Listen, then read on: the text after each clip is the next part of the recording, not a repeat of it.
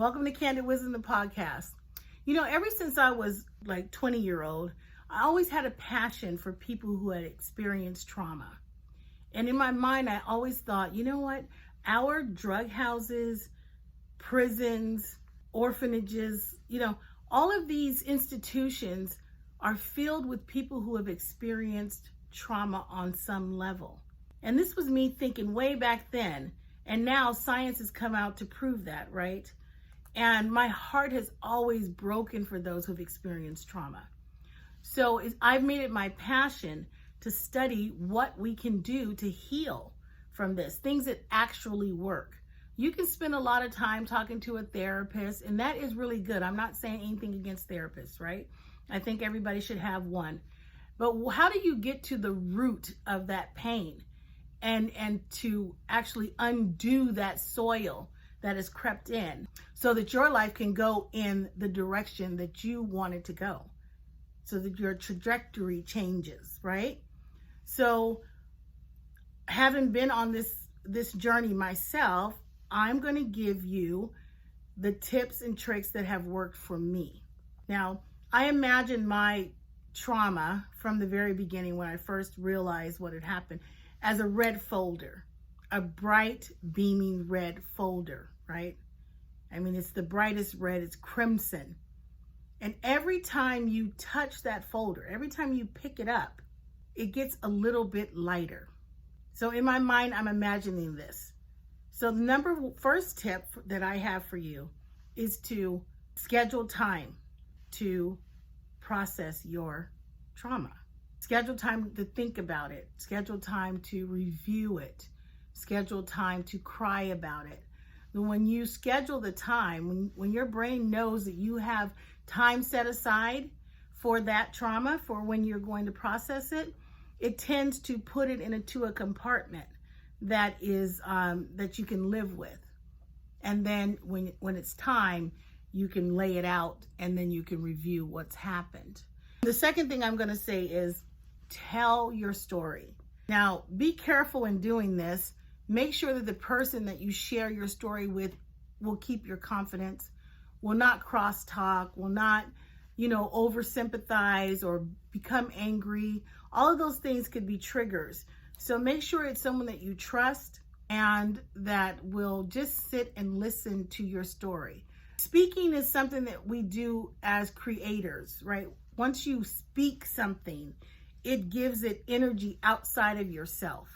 And in fact, this is how everything gets done, right? Every time someone wants to create something like this table or the printer or whatever it is, they have to explain to someone what needs to happen. So that becomes a creative force. So when you start to tell your story, that moves the energy out so that it can be shared with other people. We are creatures of community.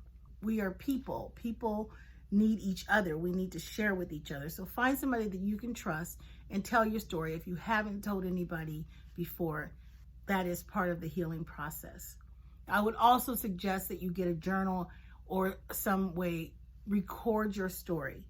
Write it down, because when you write it down, that also moves it into another realm of energy, right? The written word is transformative. It helps you to put things in order, put them into compartments. And this is going to help you with when you schedule your healing so that you can go and review each and every step and try to remember everything. And remember, childhood trauma is not just, the things that we know about, like the molestation or, the neglect or the physical abuse. Trauma can also be being marginalized. Being the middle child, that could be traumatic sometimes. Being bullied at school, having a teacher who wasn't attentive to you. Those are all types of traumas that we have to process. These are things that people carry around for years. I mean, I've had friends tell me stories, that you wouldn't even think would relate to trauma, but it actually does. So try to remember as many details of where you felt less than, where you felt like you were not valued as a human being, and record each and every one of them so that you can go back and review it. Number 3, rethink the scenario. Now, this may sound like, well, what good is that going to be? The truth is the truth. And I understand that. But what I'm trying to do is give you an alternative to that scenario. So, for example, I had a client whose dad had a jacket, and it was a very beautiful jacket. She wanted to have it for herself, and she thought it was for her. She saw it in his car or whatever, and he turned out to give it to somebody else, right? And so I told her, like, what would it look like? Imagine what it would have felt like if your father would have presented you with that jacket. And why do we do that? So that the brain has something else to connect to when you go back to review that memory. So try to imagine your parents as the perfect parents, your childhood as a childhood of your dreams, where you were loved, where you were nurtured, where you were cared for. Just imagine it. Give yourself some time in meditation to imagine what it would feel like to be in the perfect type of relationship, whatever that traumatic relationship may have been. The next thing that you're going to do is find ways to love yourself, right? You take all of that energy that you wanted. You take everything that you wanted to happen to you when you were younger, and you lavish yourself with it. And now this is not about being self-centered. This is not about being conceited. It's not about any of those things. Self-love is not selfish. If you want something, go and get it. If you have a favorite meal, treat yourself. If you have a place that you love, like I love Disneyland, go there often. Lavish yourself with all of the things that you want, because you deserve it, because you're beautiful, because you're fearfully and wonderfully made. And if you don't do it, like, who's going to do that for you? You have to give yourself all of the love and attention, all of the gifts that you didn't receive as a child. And finally, during this holiday season, or any season where there's a lot of family, I know that it can be really difficult if you don't have the perfect family, if you have nowhere to go home to, or you have to go home to people who were not kind to you. Find a community of people that you can be with. Don't isolate.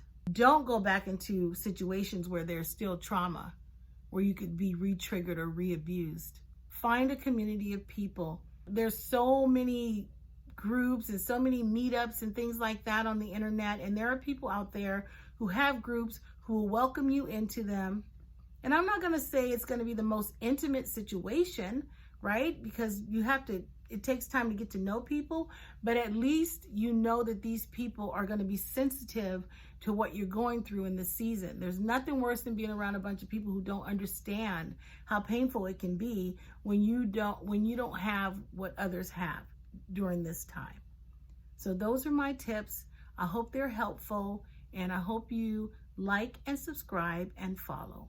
Have a beautiful and blessed day. And remember that I love you. My heart goes out to you, and I'm always going to be here for you. And our Father in heaven loves you as well.